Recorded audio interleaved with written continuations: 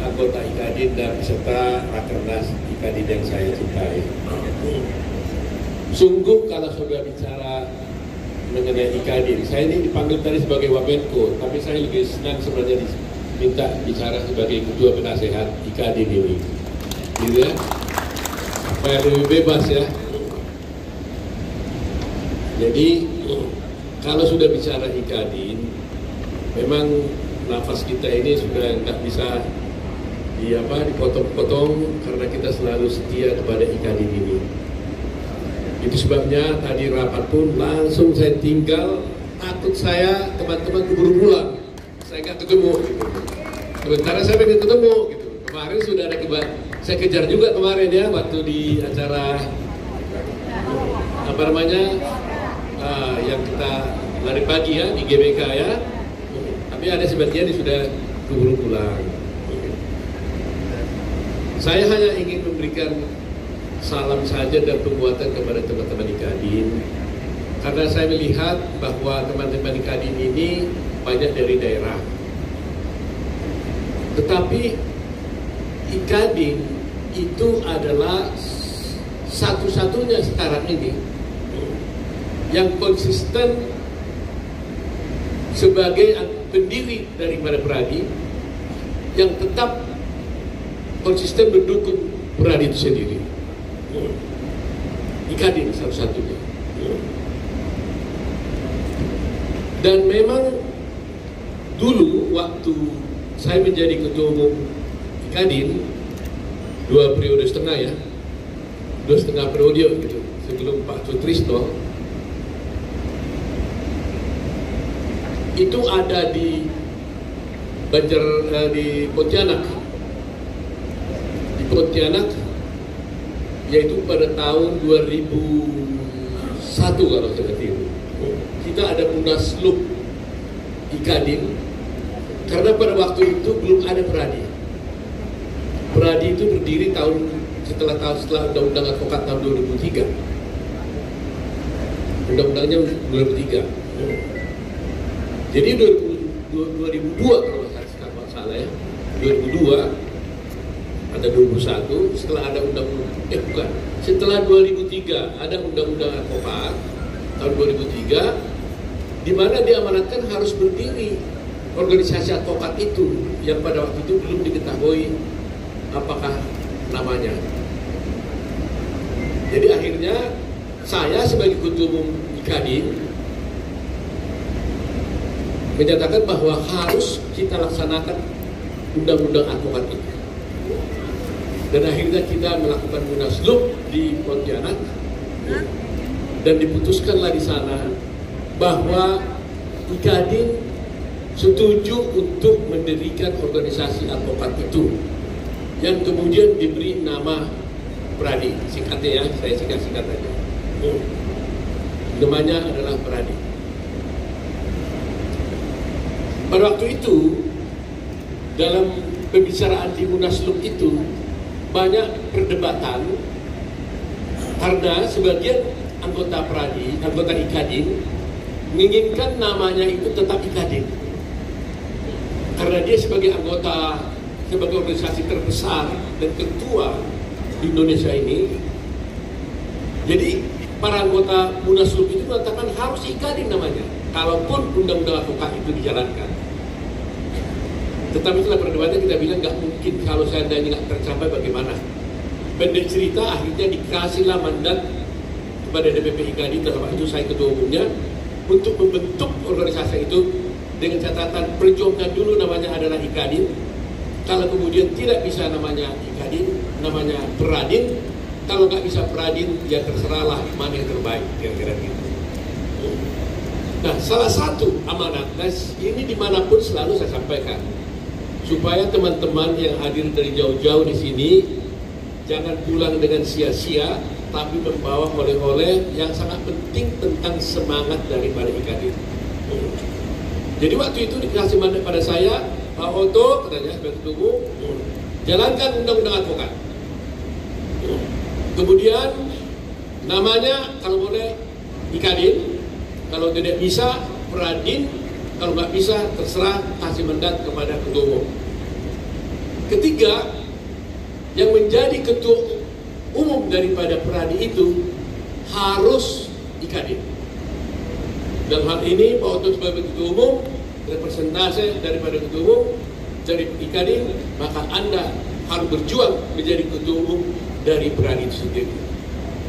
Keempat, dia bilang, kalau Anda berhasil menjadi ketua umum daripada Peradi itu, maka seluruh semangat perjuangan dari IKADIN harus dinyatakan di dalam pelaksanaannya dari Peradi itu sendiri.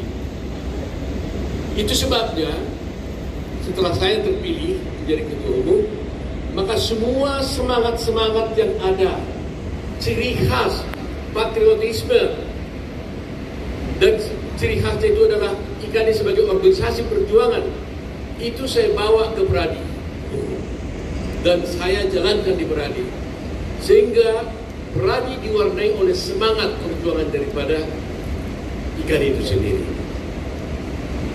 Dan akhirnya dalam perjalanannya sampai sekarang kita masih tetap unggul di organisasi Peradi itu, karena saya 2 kali menjadi ketua umum, kemudian saya digantikan oleh ketua umum yaitu Pak Moji, Profesor Moji Hasibuan, juga dari IKADIN. Kemudian saya dipilih kembali lagi menjadi ketua umum, juga adalah orang IKADIN, dan mudah-mudahan nanti juga menggantinya juga, mudah-mudahan kita tetap menjadi orang dari IKADIN. Siapa orangnya, kalianlah yang menentukan jalan. Tapi itu semangat, spirit. Karena memang pergaulan di IKADIN ini, saya sendiri kan sudah menjadi Peradi. Beda pergaulan di IKADIN dengan di Peradi, bahkan di tempat organisasi yang lain yang saya dengar dari teman-teman yang lain. Jadi IKADIN itu betul-betul soliditasnya tinggi. Secara ekonomi, anggota-anggota IKADIN ini tidak sehebat-hebat daripada anggota-anggota organisasi yang lain.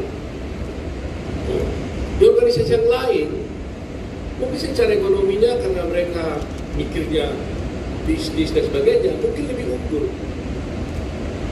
Tetapi kekuatan daripada IKADIN ini tetap luar biasa.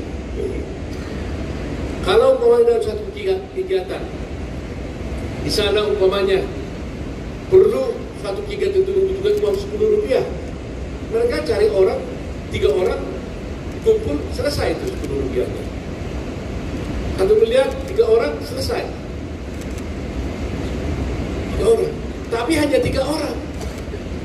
Kalau di sini, 1 miliar, 10 rupiah, bisa kita kerjakan. Tapi dengan semua orang. Jadi semua berkontribusi. Itu luar biasa. Jadi semua merasakan memiliki IKADIN ini. Tidak ada yang monopoli. Dan itu terus saya rasakan. Dan tidak ada kegiatan yang tidak bisa kita laksanakan karena semangat juang kita. Selanjutnya satu hal yang menjadi ciri khas daripada IKADIN yang ingin saya, bukan wariskan ya, saya sampaikan kepada saudara, ya mungkin diwariskan juga lah, karena ini saya juga dapat warisan dari para senior-senior zaman dulu. Waktu dulu, saya masih muda, saya kebetulan dipercaya menjadi, sebelum ketua umum, saya dipercaya menjadi pejabat sekjen. Untuk saya cerita begini, saya ini dari kopral. Mulai dari pendirian IKADIN zaman dulu di Hotel Indonesia yang sekarang namanya Hotel Kempinski, saya masih ikut mendirikan, tapi masih ikut-ikut panitia-panitia. Bukan pentolannya, tapi ikut panitia dulu. Kemudian setelah IKADIN berdiri, itu beberapa tahun kemudian saya mulai mengikuti perjalanan panitia-panitia dan kemudian menjadi wakil sekretaris DKI Jakarta. DKI, karena dulu IKADIN itu hanya ada di DKI. Saya ulangi sedikit ya, saya sampaikan kemarin ya. Kemudian dari wakil sekretaris DKI Jakarta kemudian sebelum masih tetap DKI Jakarta, kemudian saya menjadi wakil sekjen. Kemudian pada waktu itu DKI Jakarta dipecah menjadi 5 cabang. Saya menjadi ketua IKADIN Jakarta Barat. Jadi saya mendirikan IKADIN Jakarta Barat. Ya. Kemudian setelah IKADIN Jakarta Barat, kemudian periode berikutnya 5 tahun kemudian, saya menjadi pejabat sekjen. Ketua umumnya waktu itu Haryono Citrosubono. Beberapa ketua umum itu adalah Bang Buyung, Bang semua banyak senior-senior, Pak Karjo, Bang Buyung. Sebelumnya itu yang Jamhid, tapi periode sebelumnya. Jadi setelah menjadi pejabat sekjen, kemudian saya menjadi sekjen 2 periode. Jadi berarti 2 periode kan 10 tahun itu. Di wakil sekretaris selama 10 tahun. Setelah 2 kali jadi sekjen, baru menjadi ketua umum IKADIN. 2 periode, berarti 10 tahun juga. Tambah 3 tahun, berarti 23 tahun IKADIN. Di luar saya hidup tadi itu mulai dari wakil sekretaris sebagainya. Yang ini saya sampaikan ini adalah memberikan semangat pada teman-teman. Memang kecintaan itu nggak lekang. IKADIN berdiri tahun 85. Saya tamat tahun 81. 82 saya menjadi aktif resmi jadi advokat. 3 tahun kemudian ikut mendirikan IKADIN. Dan tahun yang sama, tahun 85, saya sudah, karena kecintaan saya kepada IKADIN, saya sudah ikut berangkat ke New York mengikuti kongres IDA, International Bar Association di New York. Saya ikut hotelnya Hotel Novotel, daerah Broadway. Jangan bayangkan kalau dulu itu berangkat ke luar negeri itu gampang.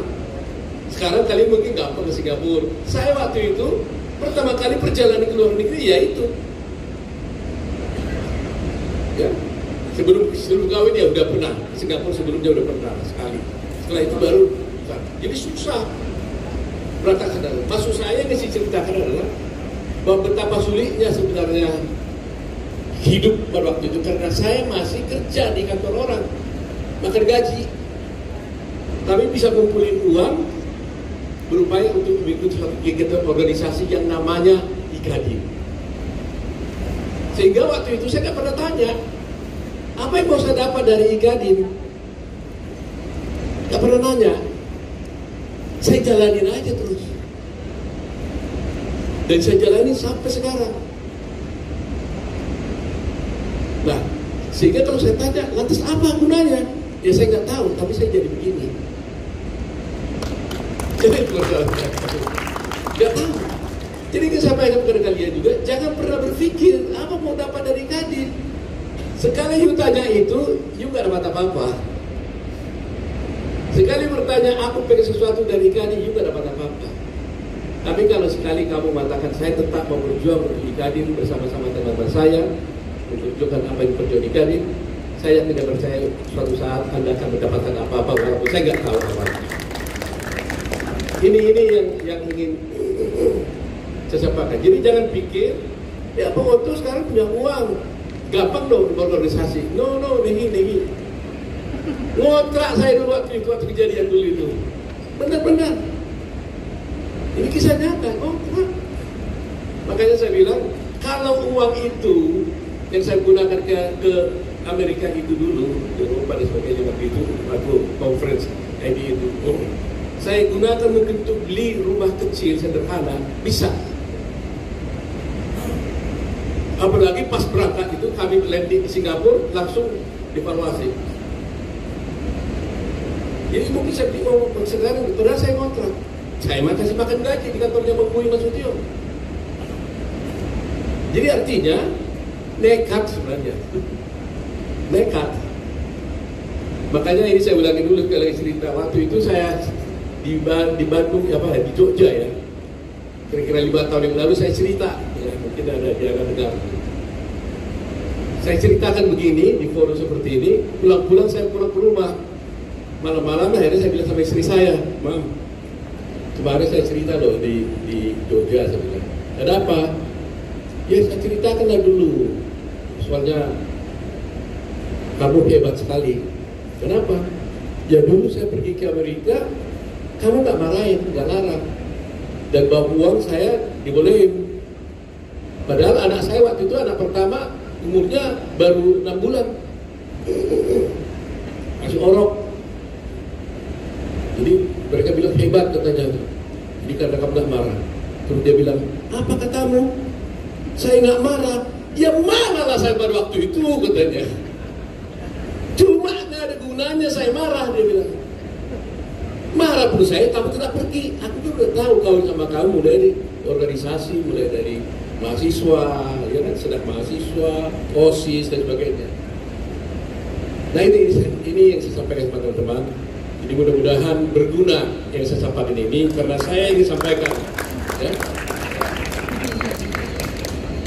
Gak ada salahnya saya cerita sekali ada Trisno ya, karena saya nggak mau pidato yang lain lagi. Saya hanya sharing my experience, dan itu yang paling berguna. Pak Sutrisno ini waktu itu ketua umum Kadin ya, menyelenggarakan rakernas seperti ini di Bandung. Saya waktu itu ada di Yunani. Pak Trisno telepon ini orangnya, Oto kalau boleh datang rakernas kita. Aduh mas, saya bilang aku masih di Yunani nih. Enggak apa-apa lah. Besoknya telepon lagi, Oto kalau boleh datang. Jadi hampir 2 kali ditelepon. Kalau Oto nggak datang, nggak kurang ramai nanti, tolonglah. Dalam hati saya waktu itu, ini bukan Munas, nggak ada keputusan yang sangat luar biasa yang mau diambil, hanya rakernas biasa. Kenapa saya harus datang ya? Gitu. Tapi tak kenapa nggak enak hati saya. Saya harus, saya pikir ini Kadin, karena saya berasal dari Kadin, ya. Ini harus saya pikir. Dia bertanya teman, ini sungguh, ini Pak Sutrisno dan teman-teman lain saksi. Akhirnya saya lihat masih ada berapa hari lagi saya harusnya tinggal di Eropa. Tiket saya juga harus saya majukan. Hotel yang sudah di booking ya hangus. Saya langsung cut off, terbang ke Napoli, saya katakan dari Napoli ya. Karena seharusnya tiket saya itu harus ke Milan, tapi karena ada penerbangan dari Yunani hanya ke Napoli. Terus saya cek nggak bisa terbang dari Milan karena itu CSQ nggak tiap hari. Akhirnya saya berangkat ke Amsterdam hari yang sama. Berangkat ke Amsterdam. Dari Amsterdam saya nginap di hotel bis yang kecil itu, dorong sama istri di hotel di Amsterdam supaya ngejar pesawat besoknya bisa langsung ke Jakarta. Transit di Singapura Jakarta langsung saya pergi ke Halim naik mobil. Dari Halim saya pada pesawat sampai di Bandung. Acara sudah bersih seperti ini, sudah mau habis. Itu Pak Trisno ya. Sudah tunggu karena macet paling lama di Bandungnya 2 jam. Saya harap tadi bisa sampai jam 1 atau jam 2. Karena macet, nanti jam-jam begini lah saya sampai. Nah akhirnya kita bisa berakreditas di situ. Padahal saya hanya datang ya sudah saya itu. Berapa waktu kemudian sudah penutupan ya, jam 9 malam sudah penutupan. Nah yang ingin sampaikan ini, saya perlu merasa bahwa begitulah cinta saya ini kepada ikan ini. Dan saya mencintai Kadin dan melakukan itu, saya nggak pernah kehilangan apa-apa. Nggak kehilangan apa-apa. Tapi saya merasakan mendapatkan banyak hal. Baik kebahagiaan, kesenangan, materi dan sebagainya. Yang saya nggak tahu apakah itu konsekuensi atau tidak. Tapi itulah fakta yang sebenarnya. Dan banyak teman-teman di sini berjuang nih. Pak Jainal ini, bayangin beliau tinggal di Jember. Pak Ikadin nggak pernah nggak hadir nih. Dan dulu nggak ada tol. Jadi kalau dari Jember ke Surabaya itu 6 jam ya. 5 jam. Saya juga kalau ke Jember dulu, ya harus begitu Surabaya ada mobil di sana. Sehingga di Rawalulung ya. Rawuling di ini kan semuanya di semua. Rifai ke daerah Pak Acil di Jogja. Gak ada apa ikan di Jakarta ini tidak pernah datang Pak Acil. Jadi memang saya lihat tuh pejuang Pak Arianto nih apalagi Surabaya. Pokoknya berapa hari di sini acara Ikadin dari zaman dulu datang dan diteruskan ke Ikadin juga datang. Pak Dadang, Bandung, tetap datang. Dulu pernah menjadi sekjen saya Pak Dadang juga saya itu. Ya, Jutek juga, Ruli, mana Ruli? Ruli juga terus itu. Nah, jadi inilah, dan nggak ada yang biayai kalau di Kadin. Uang sendiri ini semua, mulai zaman dulu. Kalau di Peradi sudah mendingan lah, ada ongkos. Tapi Kadin, ini nggak ada uang, bayar sendiri. Dan teman-teman juga rasa bayar sendiri ya. Saya dengar tadi ada kemarin dari Surabaya pakai kereta ya. Ada kemarin bilang naik mobil dari mana? Lampung ya. Terus terang waktu kalian ngomong itu aku terus teringat masa lalu itu. Waduh, luar biasa. Jadi doaku kepada saya lihat semua teman-teman, mudah-mudahan kalian sukses semua. Ya, betul-betul. Perjuangan yang dilakukan itu saya doakan jangan sampai sia-sia. Suatu saat, one day kalian dapatkan apa hasilnya. Ya, jadi saya minta kepada kalian semua tetap semangat di Kadin. Ya, dengan segala problematiknya, percayalah saya sendiri berasal dari Kadin, kemudian menjadi ketua Peradi dan jadi sekarang ini dari Kadin. Saya tidak pernah lupa sama Kadin dan tetap berjuang dengan teman semuanya untuk Kadin ini. Saya kira saya nggak ada pidato politik lah di sini ya. Saya akan bicara soal hukum dan keadilan dan sebagainya. Kalian sudah lebih tahu.